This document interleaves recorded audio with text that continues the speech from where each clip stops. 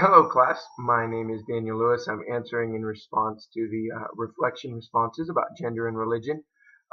Taking a look at this chapter here and this whole unit. Honestly, definitely been a challenge just going through the entire unit and the different, discussions, topics, reading the chapter in sociology. There's a lot of things that just have really sat uneasy with me a little bit with regards to like gender identity and role and things like that, and sexual identity and all those different things. I just see so many things that are counter to what the Bible talks about, and it does make me feel a little bit uneasy just as far as like what I know to be biblical truths and what I understand about the Bible and being uh, just having that. It's been a struggle. I'm just still trying to wrap my head around it. I haven't really fully processed or understood or been struggling as far as like how to answer or respond or what kind of response I have to seeing the changes in our culture and society and seeing, unfortunately, it just seems like the degradation of our society and just how far things have fallen. But ultimately, that's just what's going to happen as a result of sin and as a result of, I guess, in some sense, godlessness. So that's what I see a lot in our American culture, and it's really spreading. Just seeing some of the things that are just so counter to what biblical truth has. So, with regards to like sexual identity or sexual or gender identity, those are some things that, as far as that goes, has been a struggle for me. So, as far as my faith, values, and beliefs and how it shapes my view of women's role in leadership, both inside and outside the domains of religion, I do believe that the Bible discusses this. God created man and He created woman and He created them different. He created them different for a purpose.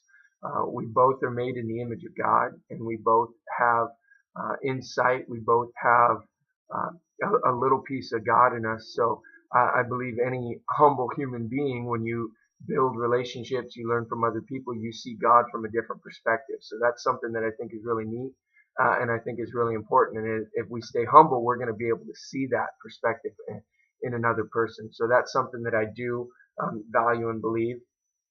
As far as like convictions or firm, like this is the way it is, I haven't built any of those firm convictions yet as far as women's role in leadership. But I definitely believe that women have a role in leading other women. They do have a role in, the Bible clearly outlines that, helping other women build them, having the older women build up the younger women, helping them to be great women of God, to helping them to make an impact. I see different women in prominent roles in the church. You hear it highlighted. Paul talks about all the women that he's worked so closely with in his ministry. Jesus had so many women helping him in building his ministry. They had such an important role in building the church. And so I see that, and I definitely see that God intended it that way, that women are able to, they have different talent, men and women, everyone has different talents and abilities, and it's our role to use those talents and abilities for God. And so I can see it, and I definitely believe that both women and men need to use those as leadership roles. And then outside of sports and outside of religion, as far as leadership goes, I'm a big believer. Hey, what talents you have, use them.